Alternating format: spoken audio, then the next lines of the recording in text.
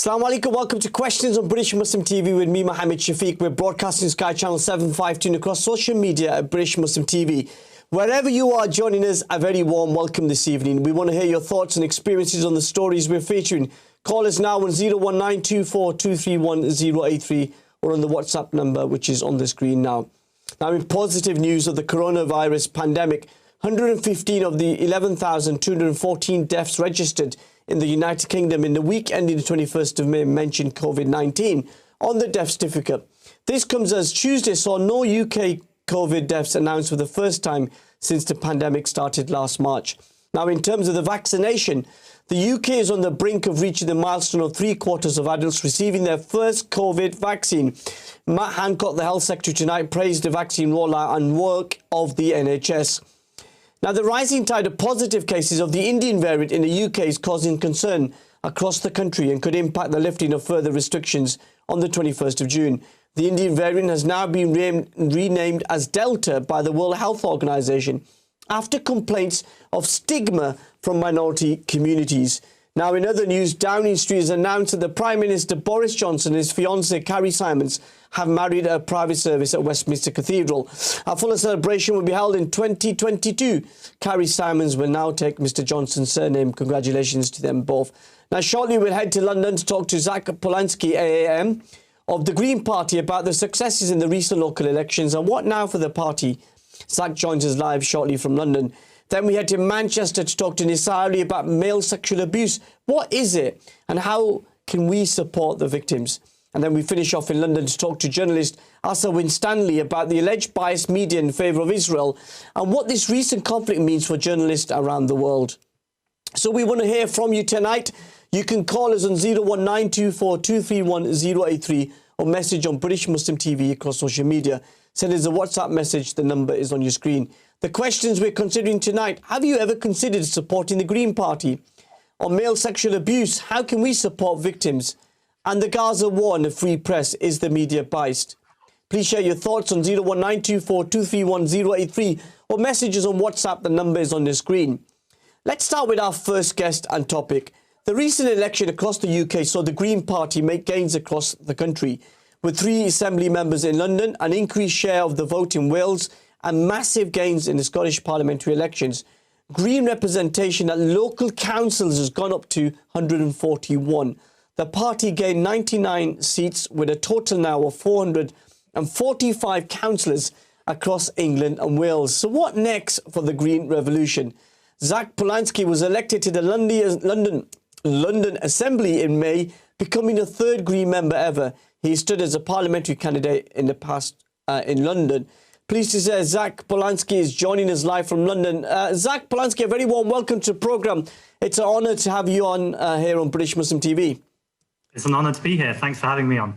Firstly, congratulations on your election victory. How does it feel to be an Assembly member? It feels amazing. I mean, it's really, really brilliant that we've had this success, which is not just my success, it's the success of lots of hardworking people. And of course, Londoners who put their faith in me and said, yes, we want him on the London Assembly, essentially holding Sadiq Khan accountable on issues like housing, policing, transport, and the environment, of course. Yeah. And you said it's a revolution. I prefer to think of this as an evolution. So actually, Green Party's success has been creeping up for a little while now. And I think it's a story maybe the media have been a little bit slow to catch up on. But actually, whether it's in London, Burnley or Brighton, it's fantastic to see so many Green wins. Yeah, and the Green Party's had its highest seat score ever. What do you put that down to? I think it's a few things. I think one thing is people have literally seen how hard working Green Party candidates are. I'm not just talking about in London, although we're very hard working here too, but places like Sheffield, where actually we work so hard that the Labour leader of Sheffield lost their seat to a Green Party member who is now the Green Party councillor. I think also the environment has become a huge issue. It's always been a huge issue, but actually more and more with the climate strikers, school strikers, David Attenborough, it's an issue that's now on people's agenda. And I think more than anything, our main kind of message is about community. It's about groups coming together at the local level. I think people have had enough of politicians talking from the top down to them. And actually a message that we really, really believe in is that this is about people embedded in their local communities, whether that's their faith community, whether it's a neighbourhood patch, or whether it's a local sport they play together. This is about people coming together and saying, actually, we deserve better than this. and finding representation that's embedded deeply in that community. And what was the reaction to the campaign on the doorstep? Because if you look at it, obviously living through a pandemic, a normal election campaign would mean lots of door knocking and leaflet delivering, but obviously that was a bit restricted. How are voters reacting to you during that campaign? Yeah, it's been a very weird campaign depending on what period. I'm sure viewers will probably know this, but just in case they didn't, the election was meant to be 12 months ago and was delayed because of COVID. Now, during lockdown, we could not knock on any doors at all. So actually, the initial part of it, there wasn't a campaign because actually, quite rightly, the Green Party were more concerned in making sure that we got away out of a pandemic, that we were looking at a recovery, and actually more than anything, just mutual aid for people at the doorsteps, which was more important than party politics initially. Then as we're slowly kind of coming out of the pandemic, and the news today is very much welcomed about 0 deaths, we still need to keep a very close eye on that because I'm not convinced at all that the government have this in hand. But nevertheless, the news is good. So let's hope that it stays good news. But actually, when we started knocking on doors, people were really glad to hear from us because I think they've had enough of those two big main parties. Labour and Conservatives, I think, have let people down in so many communities. And actually, people are starting to say it's time to try something different. And when they look at something different, we're the only party that's standing up, both for environmental justice, but actually there's no environmental justice without social, racial and economic justice too. And I think when you put those things together, that's a really powerful package that people are happy to vote for. And now, of course, we have to deliver. Yeah. How has your life changed, Zack? I mean, obviously you're an Assembly member now. Has your life dramatically changed now that you're in the London Assembly? Yeah, I'd say it has dramatically changed. So before I was on the Assembly, I was an actor. So anyone who's watching this program who knows any kind of artists or actors know that we have to do about 20 million different jobs in the gig economy. You have to be a waiter, a barman. You just have to do everything you can to survive and pay the rent. So all-rounder, aren't you? You do absolutely anything and everything. Pretty much. But, you know, I don't regret that because I think it's really good to have that, like, decent, grounded life experience. And then to go in the Assembly as someone who's had that experience of what it's like to have to pay the rent at the end of the month, or to know sometimes that you can't pay the rent at the end of the month and it's going to be really tight. In terms of my campaigning, I guess not a lot has changed because although I'm going to be sat behind a desk in the Assembly, I'm going to make sure that I'm out every weekend I can, out with community campaigners, out on the estates with residents, actually listening to their problems. So when I have time with Sadiq Khan or the Mayor, or whoever it might be, essentially what I'm doing is taking their problems and speaking truth to power, almost acting as a conduit between people who feel like they don't have a voice and making sure I'm finding those people who feel hidden, like they're seen and not heard, and making sure that I can represent them as best as I can. Now, we've seen a rise of anti-Semitism, Islamophobia and bigotry, not just across London, but across the country. How can we counter and defeat this hatred? So first of all, I think we have to stay together. I'm Jewish, I'm aware on British Muslim TV, but essentially the problem that we're facing is the same problem, which is bigotry and hatred. Of course, it has different nuances and it comes out in different ways, and we shouldn't ignore those differences. But ultimately, we are so much better together than apart. And actually, these things are complete solidarity with, you know, the Muslim community, both in Britain and around the world when they're facing unfair prejudice or racism, as I know many of your Muslim friends and peers will say about the Jewish community too. So first of all, I think we need to stick together on things. And second, I think we need to make sure that we're looking again at that community approach, that this isn't about politicians parachuting into faith groups that they don't understand and saying, I have all the solutions for you. But actually, we're listening to faith leaders. So in my community, that would be rabbis. Obviously, in your community, that'd be imams. There's other faith leaders too, but essentially, just making sure we're listening to the people who are really clued in and listening to the communities and saying, actually, this is what the people on the ground want, and then doing the best we can to deliver it, whether it's in City Hall, in government, or local councils up and down the country. Yeah. Now, the London Assembly holds the Mayor, Sadiq Khan, to account. What are you looking forward to working on in the coming 4 years? So something I really enjoyed last week in my first Mayor's Question Time with Sadiq Khan was actually offering a hand of friendship, which is going to be a critical friend, which is essentially saying there's lots that I agree with Sadiq Khan on, and I don't want to compete with him for the, just for the sake of competing. I think people are bored of pictures and videos of politicians shouting at each other. So actually what I said to Sadiq Khan was I will work with him where I can and collaborate both with him and the Labour Party where I can. Where I think he's getting it wrong, though, I will always point out the gaps to make sure that he's going further and faster where he needs to. I think the things I'm particularly really looking forward to, things on the environment, about making sure people have better access to green space. Now, that can sound like quite a niche issue, but actually there's a huge link between health inequality, class division, race division, and access to places that are green. And we know those things are really important for our mental health. I'm also really keen to make sure that I'm pushing on the economy to make sure we're defending those small and local businesses. Sure, the government have done quite a lot to defend corporations, to make sure big businesses are bailed out and they're not falling. And some of that work is right. But I think what's really missing are those small and independent businesses and those self-employed people. And as I said, I've been a self-employed person for a long time. I know what it's like to have to hustle. And essentially on the Assembly, I'll make sure that those people know that I've got their back. Yeah, and it's no longer a middle-class thing, is it, Zack, to vote for the Green Party? Lots more people are voting for your party. Are you optimistic about the future?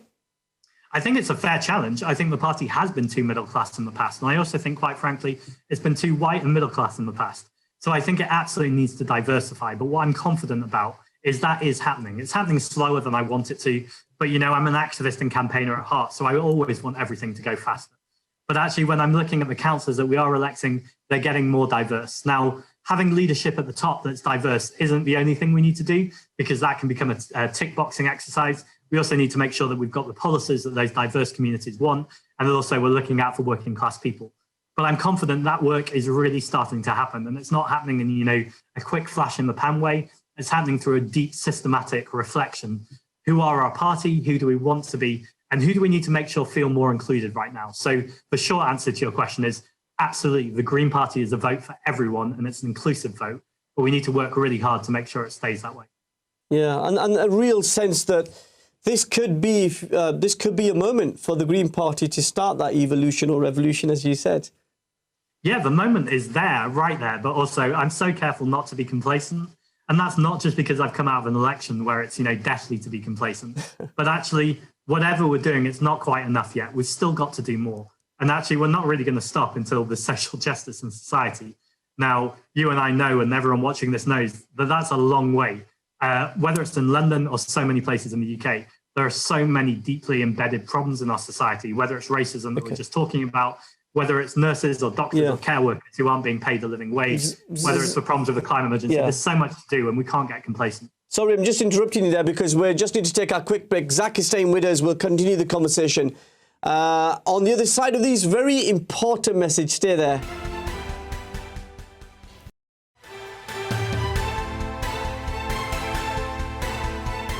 Assalamu alaikum, welcome back to Questions with me, Mohammed Shafiq, exclusively here on British Muslim TV. We're taking your calls now on 01924 231 lost my number, thoughts there. Or get in touch on our social media handle, which is British Muslim TV. Zack Polanski AM is the London Assembly member for the Green Party, is still with us. So Zack, just before the break, we were hearing about that London campaign. But across the country, the Greens have made massive progress. You mentioned Sheffield. We know in Burnley, you've got your first councillors. There seems to be something happening. What are your reflections on what's happening around local authorities?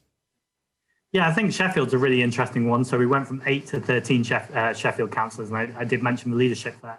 And there had been a particular campaign around tree felling where the Green, who are now councillors but were candidates, really stood up against what the Labour Council were doing. And I think, again, they were rewarded that actually on a local issue there, I think local residents saw that every time the Green Party will always have your back, that they were there out listening to residents and they weren't telling people what to do, they were really listening to them. I think that was going on in Burnley too, where I believe we won 5 councillors. I think Burnley is traditionally what's known as a red wall icon. So I think it's shown really that actually whether it's Labour or Conservative, there's no-go areas for the Green Party now. We can actually win seats everywhere.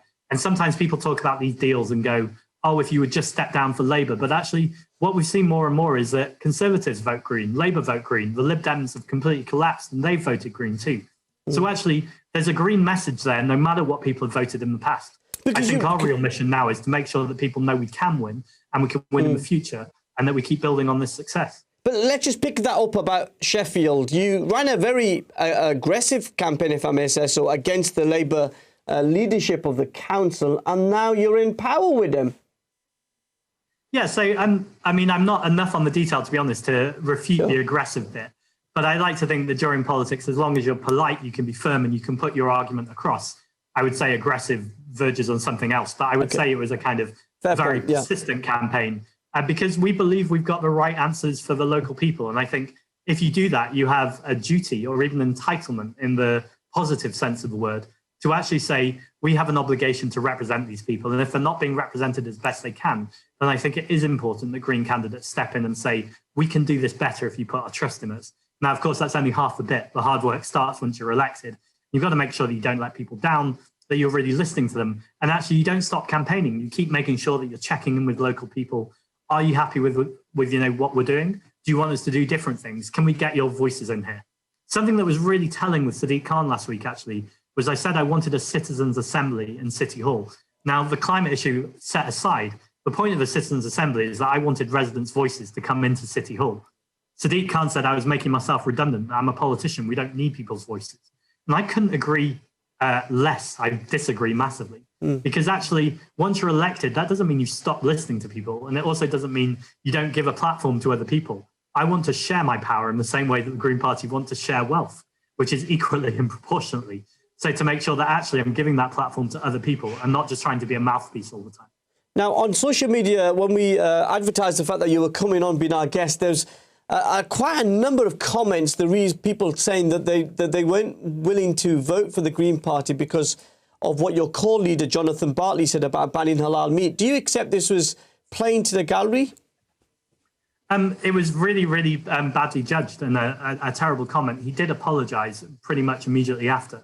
It doesn't necessarily justify the comment in the first place, but, he said that this was a misjudged comment. Because sorry, Jonathan, Zach, that's the irony, Zach, sorry. Your party's got a very good record when it comes to fighting for equality, and that's why people were really concerned by that.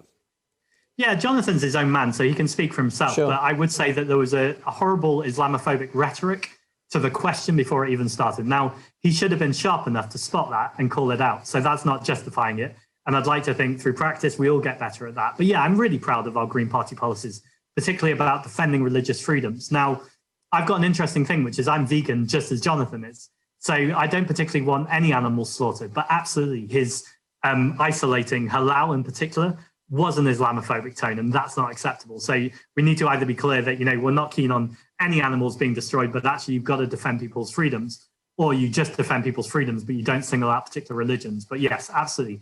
Asking someone about one particular religion was an Islamophobic trope, and sadly he fell into the trap. But, credit to him that he apologized immediately afterwards. Yeah. But as you say, it's an irony because our policies are really good. Yeah, that's why I raised it, because when I heard the comments, I nearly fell off my chair because I thought this is not something which the Green Party does. Can we take a couple of calls? Let's take line one. Assalamu alaikum. You're live on British Muslim TV. Hello. Hello? Yes, brother. Can you turn your TV volume down, please? Yeah. So I normally do. It's just that... Go on. What would you like to say? No, I was just listening to what you were saying. I've noticed, I don't know if you would agree with me, but there are certain political countries in Europe whereby are going green themselves. I mean, the Green Party are in the office. So I'm wondering, is the West or Europe, are they sick and tired of these mainstream political parties? Because I am absolutely tired of those red and blue. There's not much difference between them, is there? I mean, look at what they did with Jeremy Corbyn, and I now realize that, there's no hope in hell. There's not much difference between them. And, most of our corporate stooges, let's face it, they do their paymasters bidding.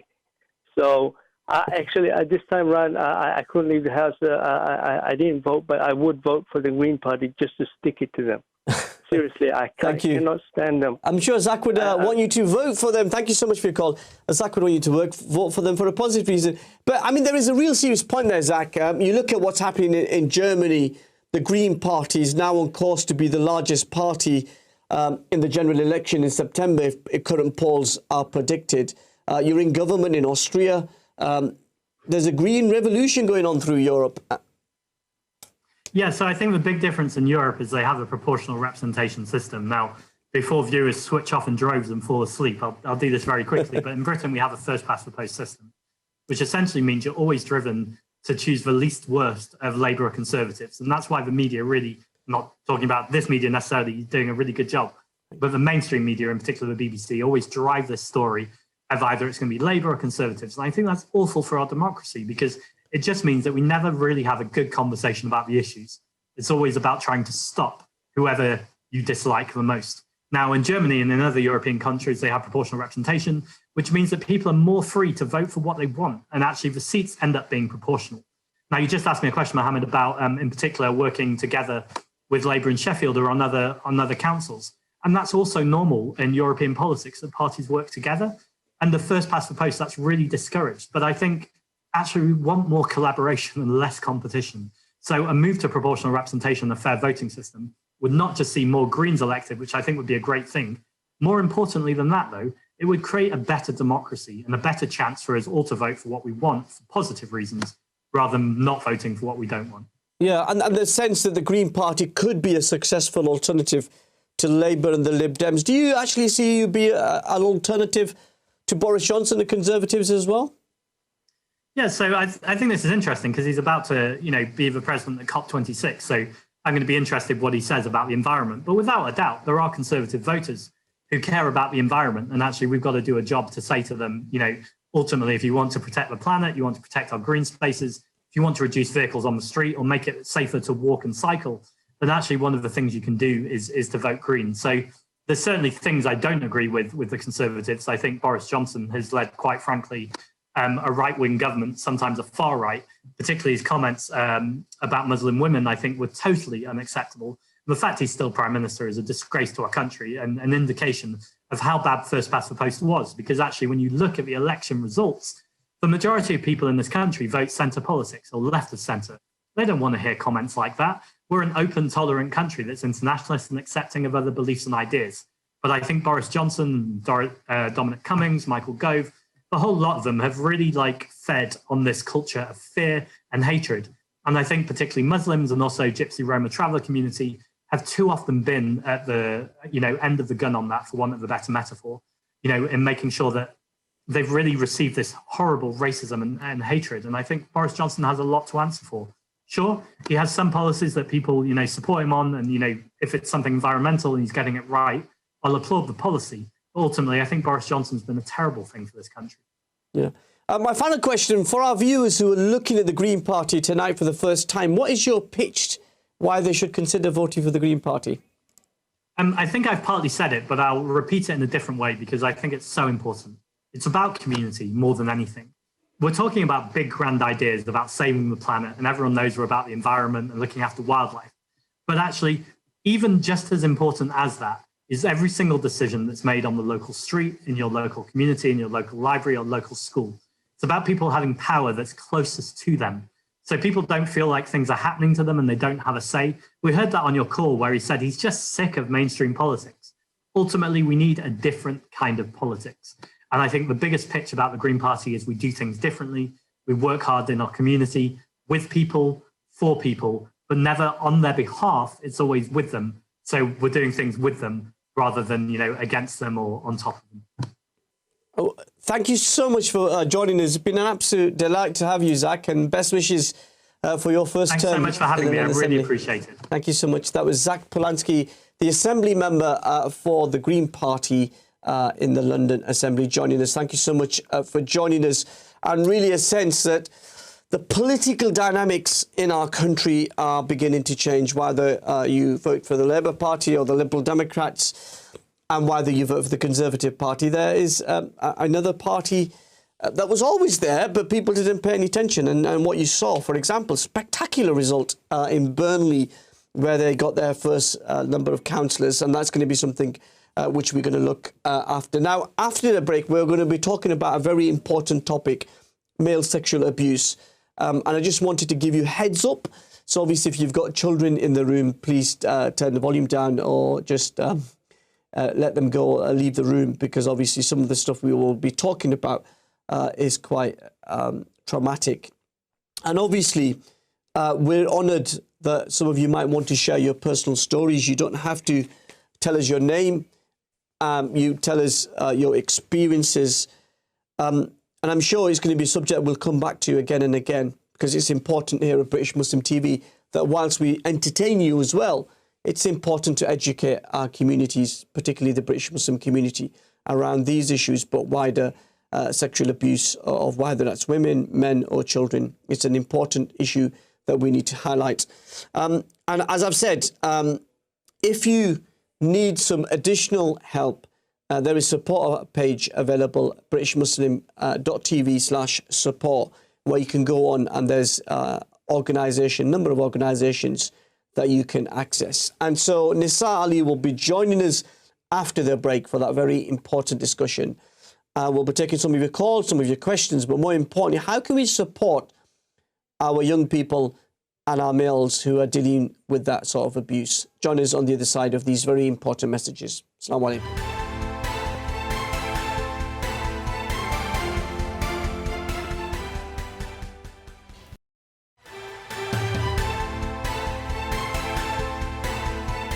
Assalamu alaikum, welcome back to Questions with me, Mohammed Shafiq, exclusively here on British Muslim TV. What a fascinating conversation there we had with Zack Polanski, the Assembly member for the Green Party. And remember, proportional representation means it's a lot easier in those circumstances for smaller parties to break through, as we've seen often in London in the Assembly. Now, we'll be going to Manchester to talk to Nisaa Ali very shortly about male sexual abuse. But in the meanwhile, I just wanted to give you an update about the inquest of the London Bridge terror attack, which took place at the Fishmongers Hall, where Usman Khan fatally stabbed Jack Merritt and Saskia Jones at a prison rehabilitation conference on the 29th of November 2019. And he also injured 2 people and then was shot dead by the police. Now, he was a convicted terrorist. He'd been pursued on the bridge by 3 men. And giving evidence into Usman Khan's death at London Guildhall, Mr. Warren, who was a solicitor who was watching, said it looked like a bit of a pub fight. And police fired twice very rapidly, with the terrorist appearing to be struck in his chest. And there is a real concern around how we talk about this issue in a way, because they're 2 very promising young people who dedicated their young professional lives, Saskia Jones and Jack Merritt, to rehabilitation, to helping people, to make the world a better place. Sadly lost their lives, and for their families, it's an often traumatic experience having to relive the inquest into their deaths was a couple of weeks ago, and now having to relive it again into the inquest into Usman Khan. And there are question marks around the security services, how somebody who was a convicted terrorist was allowed to go to that conference, and what the safeguards in place. And we can't change what's happened, but we should be able to, as a country, learn the lessons from what happened. And obviously, away from that story, obviously, the UK has recorded the 3rd hottest day of the year. Yes, I know it's just started, and already people completely complaining. Why would anyone, please tell me, why would anyone complain about the sun after we've had a whole washout of May?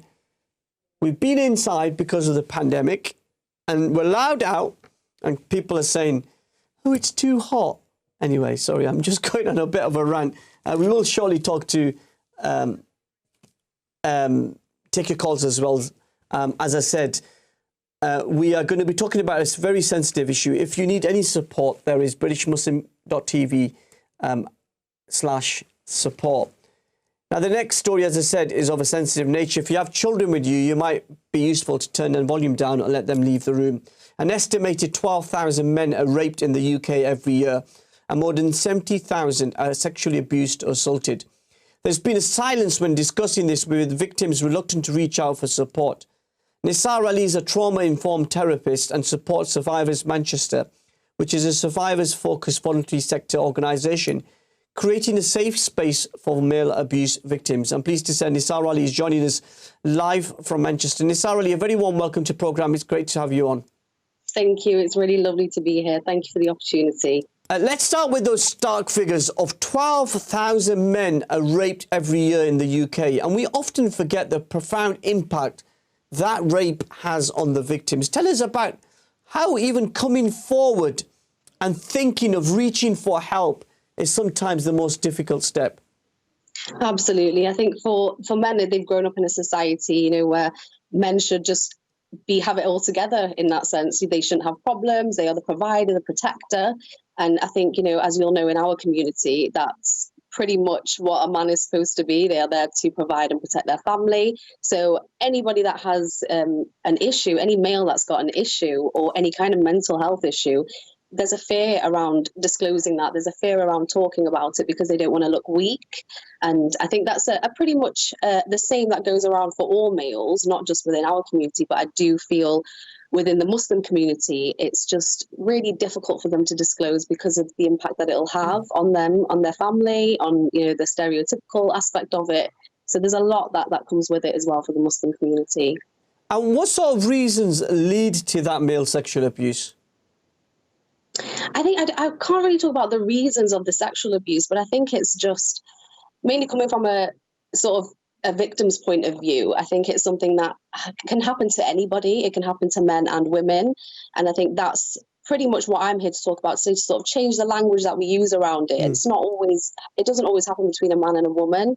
It can happen between a man and a man. And I think that's something that the Muslim community is aware of, but it isn't really talking about. Yeah, because it's a power thing, isn't it? It's a one of control, which the culprits, the criminals, would use. Absolutely. I think it is a sense of control, whether it be, an adult and a child or somebody in a higher authority figure, can sexually harass somebody that's maybe sort of lower than them in that sense. So I think it can come from completely different aspects. It can come from all different kinds of reasons, and it can happen to anybody. But I think it's just the world and society has focused and honed in more on women being victims of sexual violence and abuse. And I think it's important to include that men are also victims every single day. Yeah.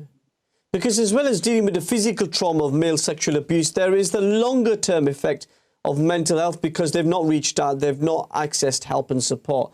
And that can have a profound impact, not just on themselves, but actually their family and those that they love around them. Absolutely. And I think it's a struggle. I do feel the Muslim community is becoming a lot more open to mental health, but I think there's specific issues such as sexual abuse within the male community. It's things that they just don't want to touch on. They don't really want to talk about. And I understand there's that shame and the embarrassment around it. But I also think it's not really considered a crime when, regardless of who is, the perpetrator and who is the victim, regardless of their gender, whatever happens, if there's some sort of sexual violence, that is a crime. Yeah. Because abuse can happen to anyone in any community. Have you done any specific research about the impact on Muslim victims and of male sexual abuse? Well, this is something that I'm, very, very passionate about. And this is why I sort of, have gone into the world of therapy to sort of support people within our community. As you know, there's not much support within our community for the mental health side of things, especially for men. And I think the one thing that shocked me was there's not much literature out there. There's a lot of literature out there for women. There's a lot of, different sort of things, support systems for women, different types of, therapy that women can go to, but there's not anything specifically out there for men, and I think that needs to definitely change. Yeah, but no specific data in terms of that 12,000 figure that we talked about of men that are raped every year. We don't know what the percentage is in terms of BME communities or Muslim background. Not specifically, no, not specifically. But within Survivors Manchester, we have 950 men that access our service each year, and 9% of our service users have identified as Asian or British Asian. And out of that 950 men accessing the support, we found between 2019 and 2020 that 8% of our service users identify as Muslim. So that's our research that we're trying to put out there. Yeah. Because obviously, it's not really appropriate for us to go into some of the reason why it's happening, but we don't ever want victims in any society to feel as if it was their fault or they were to blame, do we? Absolutely not. And I think, that's the struggle. That's what we want to sort of show that we're inclusive for. We're inclusive for all the different types of men out there from different communities, different faiths. We support you. We believe that you deserve the support for, dealing with any kind of mental health issue, especially dealing with sexual violence. Yeah. Tell us a bit about Survivors Manchester. You do some fantastic work. How important is it for people from within our community to be involved in such a mainstream charity. Absolutely. I mean, here at Survivors Manchester, they opened in 2009, and they've done some great work around different communities as well. So we have a step care model, which is pretty much all the services in Survivors Manchester. They allow the individual to confidentially engage anonymously. So if you were a Muslim man thinking about accessing support with us, you know, it's nice for you to be aware that you wouldn't have to disclose or go into any kind of detail about your abuse or trauma. We can get you engaged with the service with quite a small amount of detail, and from then we focus on supporting that individual to, you know, work with that disclosure, help them understand it, help them move on, and support them therapeutically. And we also have advisors. They're called independent sexual violence advisors. They're an amazing team at Survivors. They work really hard to support people reporting. So if you have a fear of, you know, talking to the police or reporting your case or reporting your trauma, we have support and advisors here to work with you along with that process. And we also help within the community. We've got community development workers who do an amazing job around Manchester, you know, with health walks, with art classes, music classes, all these kind of things, just to get the men involved with our service. Because we've seen faith-based violence against sexual abuse, against children, women and men. What can you know, the Catholic Church, but also the Anglican Church and mosque as well, and the Jewish community, what can imams and priests and rabbis and other faith leaders do to highlight this issue? I think it's having the conversation and not being afraid of the conversation like you and I are doing right now. It's not shying away from the problem. And I think a lot of these, you know, people in sort of that authority, and they hold that faith very close to their heart. And, you know, I totally understand the fear around talking about it, but I also feel like, you know, we're living in the future now. We're not living, you know, long ago where we don't discuss about these things, and mental health isn't really in the talks. It's everywhere. And I think, you know, as a religious person, as a person that follows a faith, it's very important in majority religions to look after yourself, look after your health. And I think mental health is a part of that. So for the rabbis, for the imams, for the priests to all incorporate that into their work, into their talks to the community, I think it will really, really support the idea that men that are sexually abused can get support as well, and there's nothing to be ashamed of. Yeah, and is that the way to kind of get those communities to want to have the conversation as we are doing tonight, but also highlighting the support that's available for the victims? Absolutely, and just giving them that confidence. I think it's easy to sort of, you know, sit there and read something on a paper or on the news to say, you know, we're supporting ethnic minority people with mental health issues, but then actually targeting and sitting and coming onto a platform to say, you know, we're here to reach out to a different audience. We're here to reach out to every single male in Manchester, you know, hopefully to get that support, to get that, you know, confidence to be able to call us and, you know, get the support that you need, the support you deserve. Yeah, and are you hearing from, I mean, we've got about 30 seconds before the break, but I know you're staying with us and we're going to carry on the conversation after this break, but stay there. I've reached, probably taken 10 seconds extra of that. But what we'll do, as I said, the support's available for you if you want to log on to British Muslim TV website. But we'll take a break. Nisaa Ali is going to stay with us and join us on the other side of these important messages. Assalamu alaikum.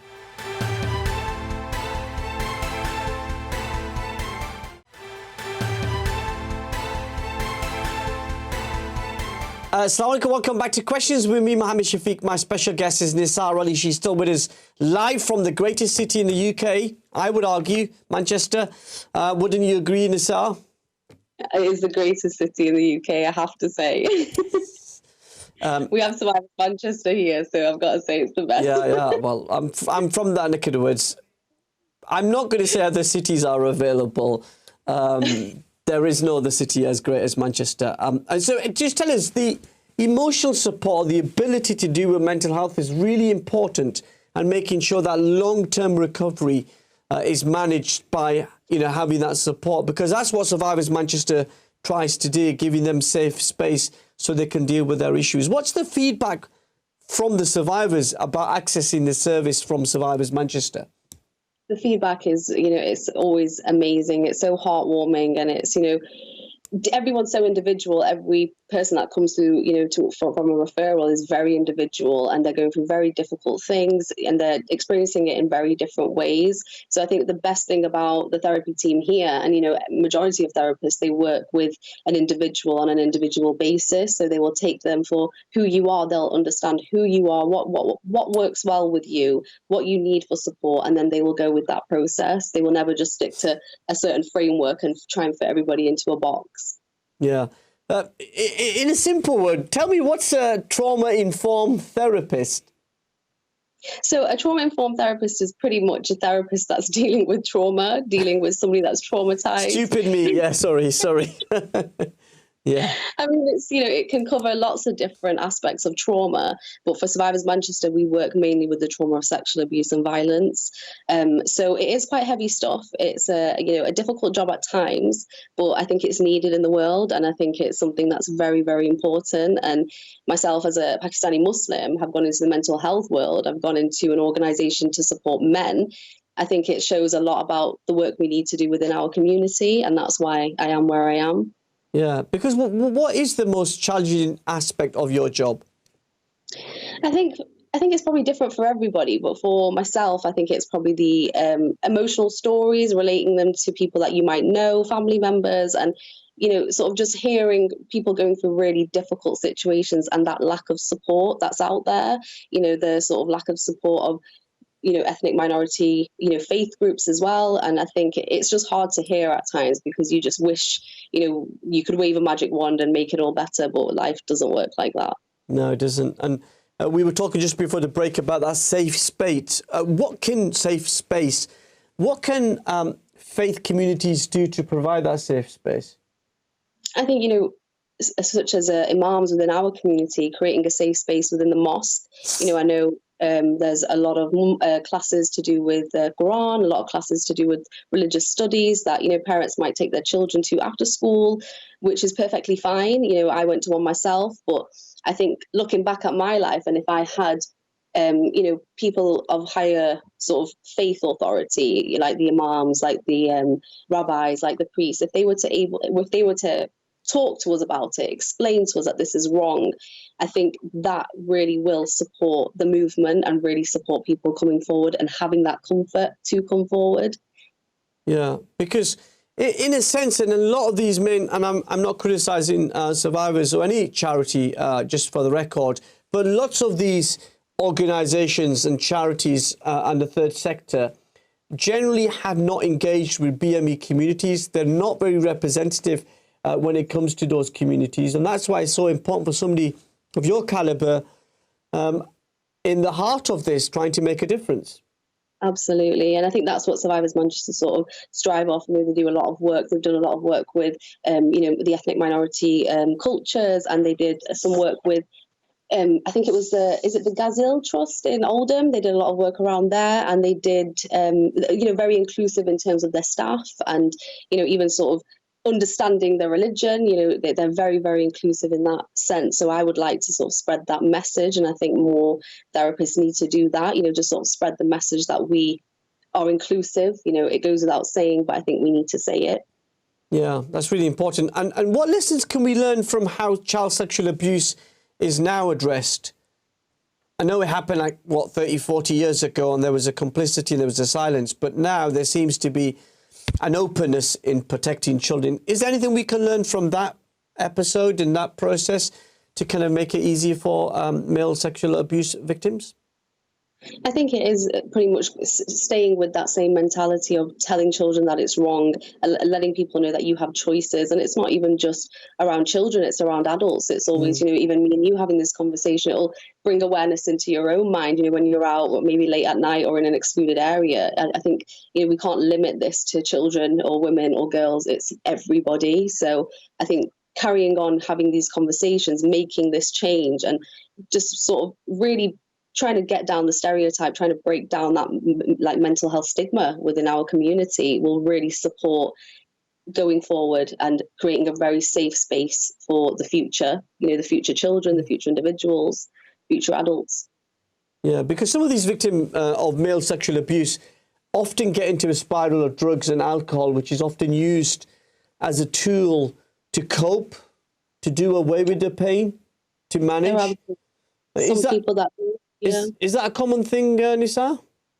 Absolutely. I think it's I wouldn't say everybody goes down that route. Everybody deals with their pain their own way, but there is that part of it, difficult part of it, and it comes with the abuse. It's because of the abuse they can't physically deal with their real life without intoxication, because it helps them forget, and it's an easier way. It's pretty much like putting a bandage on something and just leaving it there, just covering it up, masking it in that sense. Can I ask you a personal question? What was it that interested you in getting involved in sort of helping support sexual abuse victims? And then, because a lot of the conversations around female sexual abuse victims, but to not do that and to go into the male sexual abuse, what was it that interested you in that? I think it's just very underrepresented. I think men are not really included within the mental health talk. As we mentioned before, it's the language. It's always around, women and girls, there's sexual violence around women and girls. And for me, I think, as I'm sure you'll agree, it's very important within our community, that the men are not supported. And I wanted to be that person to support those that needed it, especially within my own community. And here at Survivors, I know I can do that. Yeah, because in a sense, you support victims. It's at their own speed. You're not rushed into making things. You will support them for as long as it takes, and they won't be forced to do anything. Because often, sometimes, if you're supporting somebody, they might think that you're trying to impose something on them or something. It's none of that, is it? Absolutely not. And I think that's an important point to mention. As a therapist, we are there to sort of be a soundboard in that sense. We're there to sit with them and work with them within their process, however long that takes. Everybody's journey is so different, and as therapists we have to recognize that and understand that within our work. Yeah, and often some of the victims that I've child sexual exploitation grooming gangs work that I've done for many years, and when you hear their heartrending stories, it's something which they have to live with for the rest of their life. Is that the same for male sexual abuse? How do people cope? Absolutely, it is. It's something that we all sort of say within our work. It's something that you will always carry with you, and you hear a lot of the survivors will say that they've learned to sort of live with it. They've learned to put it in the past and move on, and that's a lot of our framework within therapy as well. Our last step or our last phase, if you'd like, and we talk about sort of allowing them to integrate that thought, integrate that trauma into their life, but also move forward and have a good life going forward. You're very much, Nisaa, talking here about individuals and victims and supporting them. But now that you're involved in the sector, you're working in this area, what lessons can the wider sector learn to support BME communities? I think it's like me and you are doing today, have that conversation, put yourself on a platform and, have a conversation about it, open your arms and say, here at our organisation, we are here to support you. At Survivors, we are here to support all men. And, the message is very, very simple at Survivors Manchester. It's break the silence and we're here to support you. And I think every organisation should do that as well, to inclusively, incorporate all the different faiths, all the different ethnicities and all the different communities. Yeah, and for somebody watching this tonight here on British Muslim TV, if they're a victim, they don't know what to do, how to reach out, what's your advice to them? I think my advice definitely would be, if you feel you can't reach out, that's okay. Right now, it might be a time for you to be processing it yourself. But when you do feel or you have that urge to reach out, please do, whether that's to a friend, whether that's to a family member, if you can. I know a lot of people within our community wouldn't want to do that, but there are people that will. But also services like us at Survivors Manchester, find that service that will support you, because they will support you. Nisaa Ali, thank you so much for joining us and taking my questions. You do some very important work, and I really wish you well and look forward to welcoming you back at a future show. Thank you so much. Thank you for having me. That was Nisaa Ali, a trauma-informed therapist who supports Survivors Manchester. She was joining us from that great city of Manchester. And let me just remind you, if obviously you've been affected by what we talked about today, or if you want to reach out, you need some support, there is a dedicated support page on the British Muslim TV website where you can find information of organisations and contact numbers you can contact. The address is British Muslim, www.britishmuslim.tv/support. And remember, you can access that support. But the most important thing, as Nisaa was saying, you can do so at your own speed and do whatever you need to do to help you heal and to get justice. And so our heart goes out to all the victims around the world. We'll take a break. When we come back, we head to London to talk to renowned journalist Asa Winstanley about the Gaza war, the media narrative, and what now. Join us on the other side of this.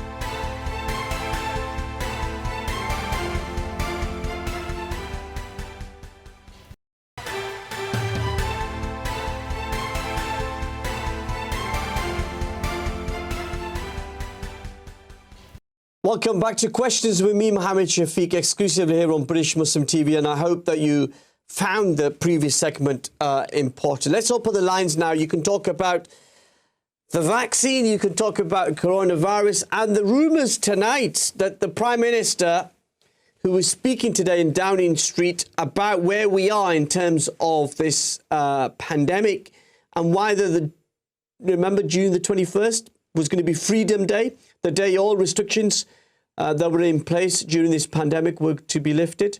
But obviously we have had an increase of positive cases, down 70% according to the health officials, of which are we're calling it the Indian variant, but the World Health Organization wants it to be called the Delta variant, because obviously we don't want to stigmatize people from any particular community. And that equally applies for the Kent variant, or apparently, I'm still trying to confirm this, but there is a Yorkshire variant. Anybody know about that? 01924231083. I'm sure I'll be interested to hear about that. I think that's really, really important. But the Prime Minister saying very clear that based on the data that he's seen, nothing is stopping him from reopening and lifting those restrictions. However, he wants to wait a couple of more weeks to get more data. And one of the criticisms, if you like, of the government 12 months ago was the government was too quick to open up. And this caused some real concern. The virus was circulating and we weren't able to deal with it. But there's two positives you can take away. One, that the government is now following the data. It's been driven by the data, not politics or the economy, about people's health and lives. And the second thing we've got a vaccine. It's the vaccine that is helping us. So 01924231083 is the number. Now, during the recent aggression in Gaza, over 200 people were killed, of which 72 were children. Now, there's been a huge outpouring of support for Gaza, but there have been allegations here in the UK and around the world that mainstream media platforms have been biased towards Israel, which obviously those networks would deny. Asa Winstanley is an investigative journalist from London who writes about Palestine and the Middle East. He writes for the Electronic Intifada, where he's an associate editor, and he also has a weekly column for the Middle East Monitor. Pleased to say Asa Winstanley joining us live from London. Asa, assalamu alaikum, welcome to the programme. Alaikum salam, nice to be with you. Tell us about your reflections about the recent flare-up in terms of the war in Gaza and the killing of children 72 children. Yeah, Israel's war on Palestine has really been going on since Israel was founded in 1948, when 2/3 of the Palestinian people were expelled by force by Zionist militias, the Zionist militias that founded the Israeli army. And since then, there's really been an uninterrupted war against the Palestinian people. It has ups and downs, and it has particular flare-ups of particularly extreme violence. And in the last 15 years, really, we've seen periodic massacres against the population of the Gaza Strip, especially, which is besieged on all sides. by Israel and by the Egyptian military dictatorship. Yeah, but Israel would argue that they were reacting to rockets by Hamas and other militant groups, and they were reacting to protect their citizens. Yeah, right. This is always the Israeli narrative that they're always responding, but the reality is that there is no real such thing as Israeli self-defense, because Israel was the aggressor in all cases. We're talking about the indigenous population of Palestine, and they never asked to be colonized by an essentially European settler colonial movement, which was Zionism. And like all indigenous people, like all colonized people, they resist that. And, they use all different forms of resistance in any way they can, including armed resistance. So people have a right to defend themselves, and that's what Palestinians have been doing. And in this particular round of violence, what happened was there was a particular upsurge of what was happening in Jerusalem. So, there was the plight of the Palestinian neighborhood of Sheikh Jarrah in occupied East Jerusalem.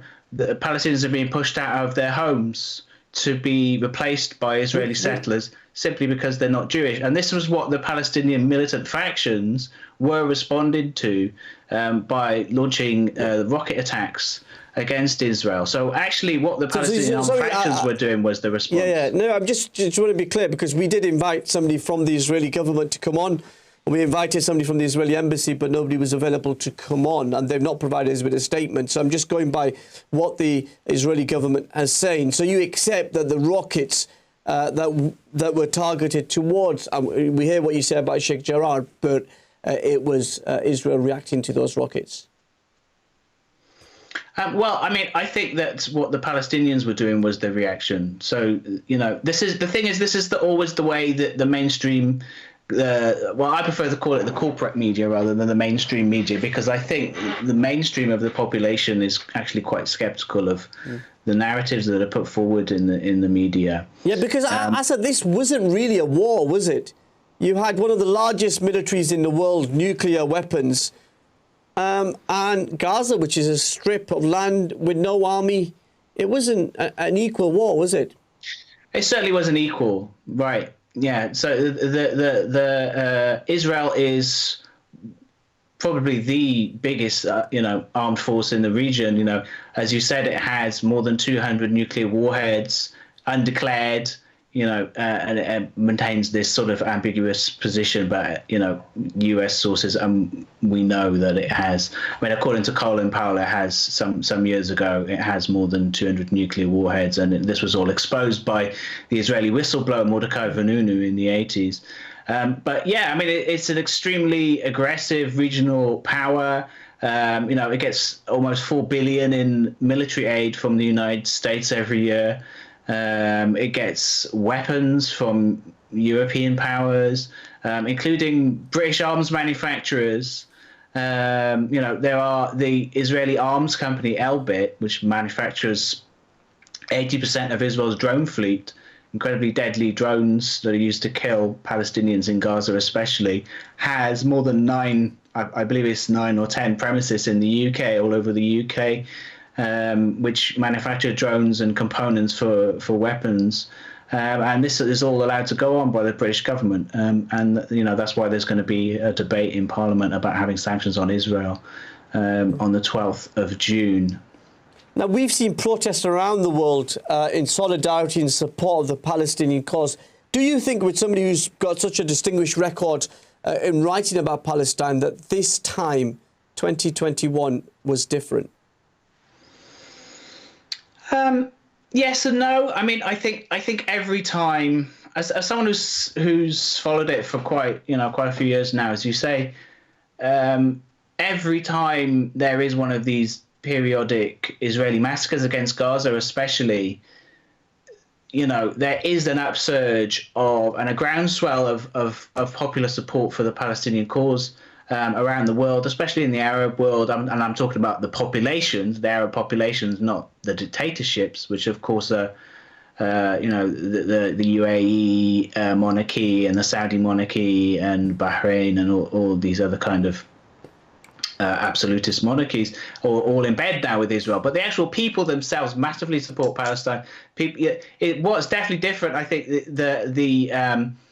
there's big demonstrations, but the demonstrations we saw in this country were of a much bigger scale. Yeah, so I think that every time Israel shows itself for what it really is, which is a racist apartheid state, a violent racist apartheid state, it increases the amount of popular support for the Palestinian cause. Yeah, absolutely. Yeah, and I'm sure that is something which the Israeli government would refute.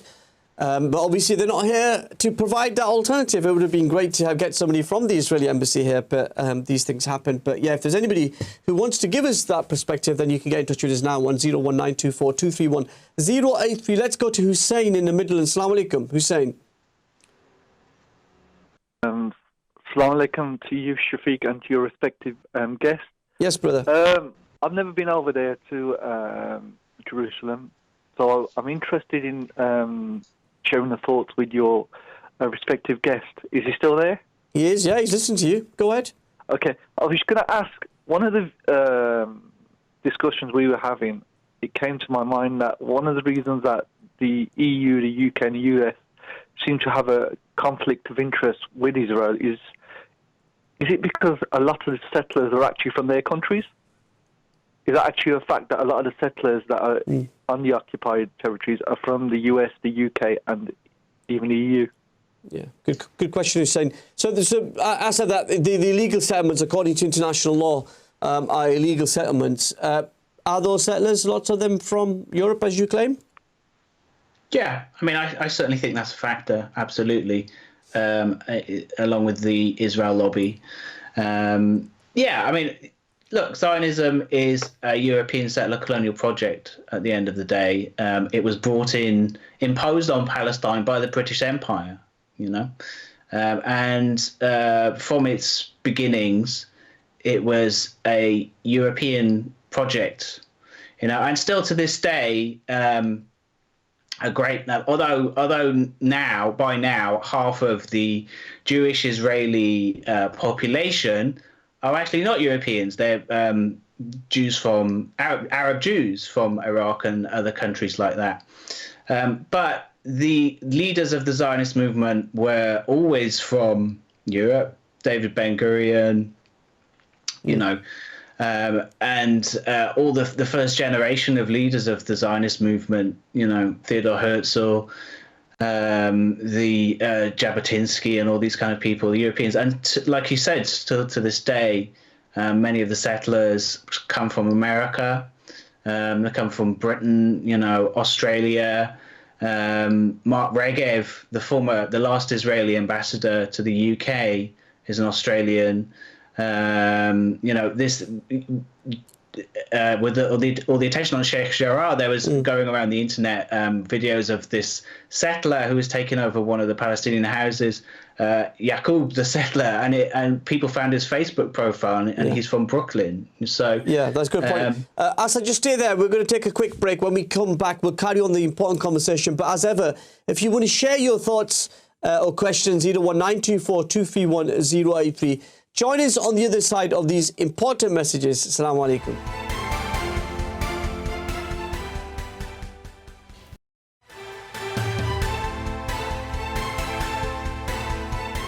Welcome back to Questions with me, Mohammed Shafiq, for this final segment. Asa Winstanley is still with us. I know you've agreed to take some questions so we can open the lines and take some of your calls. As Hussein did there, 01924231083. So let's discuss that media coverage of the violence, if we may, in Gaza and Israel. What is your analysis of that Western media coverage? Well, I think it's overwhelmingly biased towards Israel in terms of the corporate media. And what we see, I think, more in Britain as opposed to American media, is we see more of an attempt to portray what they term to be balance. So in my view, this is a kind of artificial balance, because they're trying to say there's always two sides to the story, that if somebody says one thing, then there's always somebody who's going to say the opposite point of view. But this is a kind of false analysis in my view, because what we're looking at in Palestine is a fundamentally imbalanced situation. That's the reality of history and the reality of what's happening on the ground in Palestine, in the occupied West Bank, in the Gaza Strip, and inside present-day Israel itself as well, in terms of what the apartheid that Israel practices even against its own citizens who are Palestinians.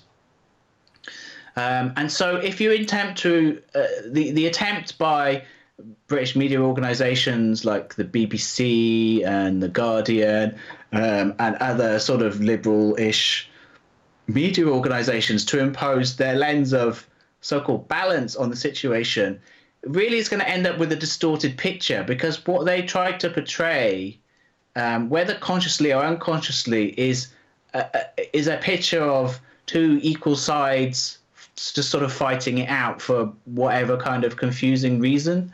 And that's not the reality. It's not the truth. What you've got on one side is an occupied, a militarily occupied population with no civil or political rights, which is being oppressed by a racist apartheid state, which has as we've talked about, an overwhelming military force and full political backing from the United States and from the EU countries and from Britain. So there's a big imbalance of power there. So the media in this country end up with a real distorted image by trying to, quote unquote, balance these two. Yeah, because, we often get you talked about the language, and we look at what politicians and political parties have done or during the crisis. And that was to say that they were very supportive of Israel's right to defend itself, but used completely different, sort of softer language to say to Israel, stop, do whatever you can to protect civilian life. I don't know, did you see that contrast as well? Yeah, absolutely. So, like, to just take one example, you cannot imagine a British politician ever saying Palestinians have the right to defend themselves. But it's an unquestioned, sort of political truism that you're supposed to say Israel's got a right to defend itself. But what about Palestinians' right to defend themselves? Don't Palestinians have the right to defend themselves using reasonable force, which is what you've got a legal right to do? Don't Palestinians have the right to do that?